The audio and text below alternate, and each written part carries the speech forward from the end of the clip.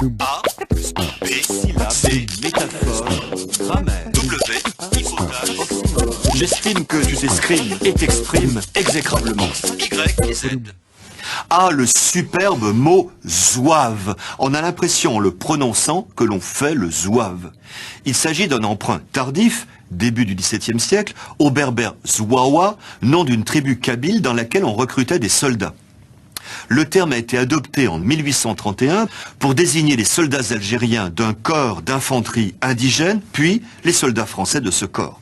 Le zouave est un personnage familier de l'armée française du 19e siècle. Il avait la réputation d'être courageux et intrépide, d'où l'expression « faire le zouave » qui signifie à l'époque « faire le fanfaron ». L'armée française n'emploie plus de zouave.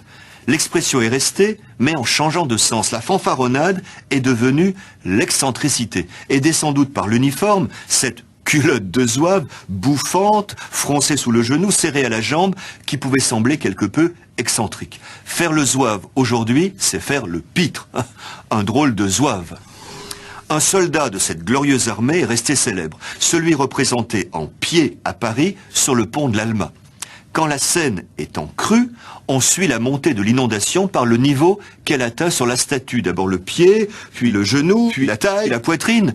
Quand le pauvre a de l'eau jusqu'au menton, il ne fait pas le zouave. Et les Parisiens non plus.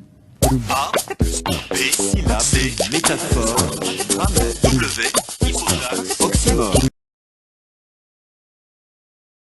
J'en pleurais pas mal, le flux lacrymal me fit la quinzaine. Au viaduc d'Auteuil, paraît qu'à vue d'œil, grossissait la...